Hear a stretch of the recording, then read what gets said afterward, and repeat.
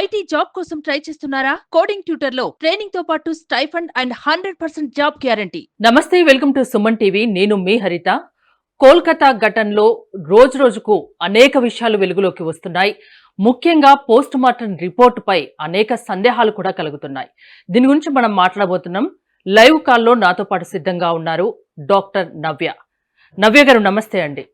నమస్తే అండి. Post mortem నివేదిక గురించి మనం మాట్లాడుకున్నట్లయితే ఆమె ఒంటిపై చాలా చోట్ల గాయాలు ఉన్నట్టు తెలుస్తోంది.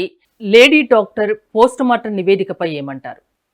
నేను చూసిన న్యూస్ ప్రకారం ఆ ప్రిలిమినరీ ఫైండింగ్స్ రిపోర్ట్ బయటికి వచ్చిన దాని ప్రకారం బాడీ మీద చాలా ప్లేసెస్ లో ఎక్స్టర్నల్ ఇంజరీస్ ఉన్నాయి. అంటే ఒక పర్సన్ స్ట్రగుల్ అయ్యేటప్పుడు వచ్చే ఇంజరీస్, లైక్ ఆమె చీక్ మీద, like different places of the body, like cheek మీద, ఫేస్ మీద ఈ ఎక్స్టర్నల్ ఇంజరీస్ అనేది. అండ్ ఇంకోటి ఏంటంటే ఇంటర్నల్ ఇంజరీస్ కూడా వాళ్ళు ఇచ్చిన నివేదిక ప్రకారం ఇంటర్నల్ ఇంజరీస్, తన పెల్విక్ బోన్ ఫ్రాక్చర్స్ అన్నా, హయోయిడ్ బోన్ ఫ్రాక్చర్ అన్నా, లేదా లంగ్స్ లో ఉన్న ఈ హెమరేజెస్ అన్నా, ఈ బ్లీడింగ్ అన్నా, ఇవన్నీ ఐ మీన్ తను చనిపోయిన విధం కూడా రిపోర్ట్ ప్రకారం it was due to manual strangulation అన్నమాట. అంటే గొంతు పిసికి చంపేస్తాం కదా, సో మాన్యువల్ స్ట్రాంగులేషన్ అన్న, తర్వాత మూతి ముక్కు మూయడం లైక్ స్మోదరింగ్ అన్న. So these are all signs of murder. కానీ సూసైడ్ అనేది ఎక్కడ మనకి ఏ ఎవిడెన్స్ లో సూసైడ్ అని క్లియర్ చెప్పడానికి లేదు. సో ఇంత క్లియర్ కట్ అది తనని మర్డర్ చేసి చంపేసినారు అనే నివేదిక వచ్చినప్పుడు ఇంకా ఎందుకు మన గవర్నమెంట్ అనేది స్పందించడం లేదు అని, that's the big question. Like who's behind it, who's behind everything, and there is no justice being serve to a women అనేది మా అందరికి చాలా బాధగా ఉంది. Yeah, that's what it is. Doctor Navya garu, మీరు ఎన్నో పోస్ట్ మార్టం కేసెస్ స్వయంగా చేసి ఉంటారు. ఈ రిపోర్ట్ గురించి ఏం చెప్తారు? అంటే తన బాడీలో, తన వెజైనాల్లో కూడా అది సీమెన్ అనే ఫ్లూయిడ్ ఆల్మోస్ట్ ఫ్లూయిడ్ ఒక 15 గ్రామ్. జనరల్ గా ఒక మెన్ అది ఆ ఫ్లూయిడ్ కూడా ఆల్మోస్ట్ ఒక 10 డిఫరెంట్ పర్సన్స్ ఉన్నంత అమౌంట్ అనేది గ్యాదర్ అయింది అని చెప్పి వచ్చింది. So that is clear cut that అది ఫోర్స్ఫుల్ పెనిట్రేషన్ జరిగింది అమ్మాయికి అనేది కూడా అక్కడ కూడా మనకి తెలుస్తుంది ఫైండింగ్స్. సో ఈ ఫైండింగ్స్ లో కూడా లైక్ అక్యూజ్డ్ ఎవరు మనం కనుక్కునే ఫోరెన్సిక్ కి పంపిస్తే like will be able to know who has done that. So ఈ రిపోర్ట్స్ అన్ని they will be a big evidence for us to sue the accused. So yeah, that is what is my opinion on it. చాలా చోట్ల అంటే 15-20 చోట్ల గాయాలు ఉన్నట్టు తెలుస్తుంది. దాని గురించి ఏమన్నా చెప్పగలరా? అంటే డిఫరెంట్ ప్లేసెస్ లో, అంటే ఎవరన్నా ఫోర్స్ఫుల్ గా అంటే మన గోరు మరకలన్నా, లేకపోతే నెక్ మీద ఆ స్ట్రగుల్ యొక్క మార్క్స్ అన్న, ఎక్స్టర్నల్ ఇంజరీస్ లైక్ అబ్రేషన్స్ అన్న, అలా ఆ మార్క్స్ అనేవి మనకి ఎవిడెంట్ గా తెలుస్తూ ఉంటాయి. సో డిఎన్ఏ అనేది if you send to forensic మనకు తెలుస్తుంటది, like if the evidence has been collected from the crime scene. So ఈ అన్ని మనకి ఎవిడెన్స్ చాలా ముఖ్యమైన ఎవిడెన్సెస్ అన్నమాట ఫారెన్సిక్ లో. దాని ప్రకారం you can at least know who the culprit is. ఇంకోటి డాక్టర్ నవ్య గారు, స్పర్మ్ కౌంట్ చూసినట్టయితే 150 ml వరకు ఉంది అని కొన్ని విషయాలు బయటకు వస్తున్నాయి. ఒక్కరిని మాత్రమే అరెస్ట్ చేశారు. ఇంకా ఎంతమంది వరకు ఈ ఇన్సిడెంట్ లో ఇన్వాల్వ్ అయి ఉండొచ్చు అని మీరు అనుకుంటున్నారు? అప్రాక్సిమేట్లీ 9 to 10 పీపుల్ వారికి, అంటే ఆల్మోస్ట్ ఒక 9 to 10 పీపుల్ వరకు ఇన్వాల్వ్ అయి ఉండొచ్చు అని నా అంచనా ప్రకారం. సో యా, ఓన్లీ ఒక కల్ప్రిట్ నే పట్టుకున్నారు, and that is I feel that he's just a scapegoat. Just ఆ ఎవిడెన్స్ అన్నిటిని like they want to hide everything, so that is the only reason ఒక్కర్నే తీసుకొచ్చారు బయటికి, and who is actually not the accused అని నా personal opinion. Post mortem నివేదిక ప్రకారం అయితే చాలా క్రూరంగా ఇన్సిడెంట్ జరిగింది అనుకోవచ్చు కదా? అవునండి, బికాస్ బ్రోకెన్ పెల్విక్ గర్డల్, ఇంకా తన కాళ్ళు ఉండే, the way she was put out, and చాలా సఫర్ అయి ఉంటది. That is a lot of man power use చేసే తప్ప ఒక ఉమెన్ ని లైక్ ఫోర్స్ఫుల్ గా నీ పెల్విక్ గర్డల్ అనేది లైక్ బ్రేక్ అయి ఉండదు. ఈవెన్ యువర్ హయోయిడ్ బోన్, వాళ్ళు తనని ఎంత మాన్యువల్ గా స్ట్రాంగులేట్ చేసి ఉంటారు. సో అవన్నీ మన క్లియర్ కట్ ఎవిడెన్సెస్ ఆఫ్ తన సఫరింగ్ అనేది తెలుస్తుంది అక్కడ. తను కూడా చివరి వరకు ఫైట్ చేసి ఉండొచ్చు కదా?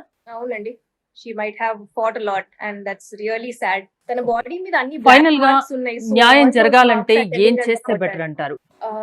నా ఒపీనియన్, నా పర్సనల్ ఒపీనియన్, ఒక అమ్మాయిగా లైక్ అన్ని దేశాలుగా ఇచ్చే వాళ్ళు ఇలాంటి ఇన్సిడెంట్స్ జరిగినప్పుడు వాళ్ళకి ఇచ్చే వర్క్ డెట్ మన గవర్నమెంట్ కూడా స్టెప్స్ తీసుకొని ఒక అమ్మాయికి న్యాయం జరగాలని మేము కోరుకుంటున్నాము. లైక్ 24 hours లోపు అది ఎవరైనా కానీ, if it is proven to be a rape case అని ప్రూవ్ అయితే వాళ్ళకి ఏ శిక్ష ఇవ్వాలి. Like the other countries are following. ఇప్పుడు చైనా కానివ్వండి, సౌదీ కానివ్వండి, ఏ కంట్రీస్ అన్నా కావండి, within 24 hours either he'll be shot to death or hang. So clear cut అలాంటి స్ట్రాంగ్ మన గవర్నమెంట్ అలాంటి ఏమైనా లాస్ తీసుకొస్తే ఇంకొకసారి లైక్ ఒక అమ్మాయికి ఇలాంటిది జరగదు అని నా opinion. And yeah, the laws has to be very strong in such thing అని నేను కోరుకుంటున్నాను. లైక్ ఇట్ హ్యాస్ మీరు ఒక మహిళా డాక్టర్, ఇంకో మహిళా డాక్టర్ కి చాలా దారుణమైన అన్యాయం జరిగింది. ఇలాంటి ఇన్సిడెంట్స్ ఒక ఇక ముందు డాక్టర్ జరగద్దు కంటే అంటే ముందు ఏం చేస్తే బెటర్ అంటారు?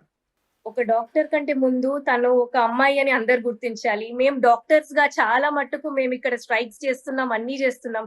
అన్ని సోషల్ ఆర్గనైజేషన్స్ ఇప్పుడు ముందుకు వస్తున్నాయి.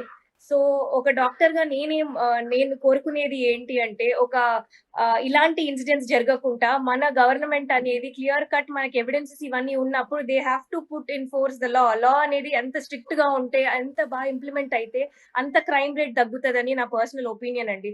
ఆ సఫరింగ్ అనేది డాక్టర్స్ ఎందుకు నిల్చుంటున్నామంటే ఆ పోస్ట్ మార్టం ఫైండింగ్స్ అమ్మాయిని చూస్తే ఒక ఉమెన్ గా, ఒక గర్ల్ చైల్డ్ గా మా అందరికి చాలా బాధ కలుగుతుంది అనమాట. So that is the only reason మేము అన్ని ఓపీస్ అన్ని ఆఫ్ చేసేసి మేము ఫైట్ చేస్తున్నాం ఒక గర్ల్ చైల్డ్ అంటే. ఆ సఫరింగ్ అనేది ప్రతి ఒక్కరికి అర్థం అవ్వాలి ఇప్పటికే.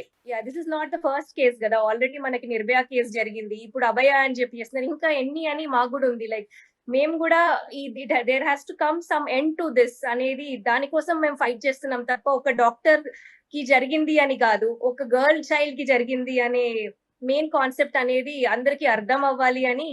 That is the fight that we are going. నిత్యం వందలాది వేలాది మంది తిరిగే ఒక గవర్నమెంట్ హాస్పిటల్లో ఇలాంటి ఘటన జరగడం పట్ల ఎలా చూస్తారు? ఎంతవరకు సెక్యూరిటీ ఉందనుకోవచ్చు? To be very truthful, security అనేది గవర్నమెంట్ హాస్పిటల్స్ లో చాలా తక్కువ అండి. అండ్ ఎనీ టైమ్ ఇప్పుడు మేము ఎమర్జెన్సీస్ లో వర్క్ చేస్తున్నాం కాబట్టి ఎనీ టైమ్ నైట్ అయినా ఎప్పుడైనా there are many cases when lot of people are alcoholics come. అంటే చాలా మట్టుకు చాలా గొడవలు జరుగుతుంటాయి. We try to sort it out, కానీ చాలా భయం ఉంటది మాకు కూడా. ఒక అమ్మాయిగా వర్క్ చేయాలంటే 24 hours ఒక షిఫ్ట్ లో వర్క్ చేయాలి అంటే we need a lot of courage. అంటే 24 hours కానివ్వండి, 48 hours, 36 hours మెన్ కి ఈక్వల్ గా వర్క్ చేస్తున్నాము వీఆర్.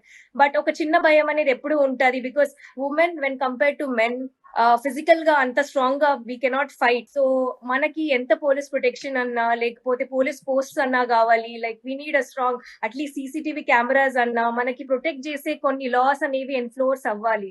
మనకి ప్రొటెక్ట్ చేసే లైక్ హెల్త్ కేర్ వర్కర్స్ కైనా డాక్టర్స్ కైనా ఈ సిపిఐ యాక్ట్స్ అనేవి వచ్చి లాస్ అనేవి కొంచెం స్ట్రిక్ట్ గా ఉంటే బెటర్. వర్క్ ప్లేస్ లో సేఫ్టీ. అంటే గవర్నమెంట్ నుంచి మీరు కోరుకునేది ఒకటేనా? లాస్ అనేది చాలా స్ట్రిక్ట్ గా ఫాలో చెయ్యాలి అంటారు, అంతేనా? అవునండి, ఎందుకంటే లా అనేది we are all abiding to law. So law అనేది స్ట్రిక్ట్ గా ఉంటే ఇంకొకసారి ఇలాంటి క్రైమ్ సీన్ మనం చూడడానికి ఉండదు అని నా personal opinion. Thank you doctor గారు. లాస్ అనేది చాలా సీరియస్ గా స్ట్రిక్ట్ గా ఉండాలి, ఉంటే ఇలాంటి ఘటనలు జరగకుండా ఉంటాయని డాక్టర్ నవ్య చెప్తున్నారు. చూస్తూనే ఉండండి సుమన్ టీవీ.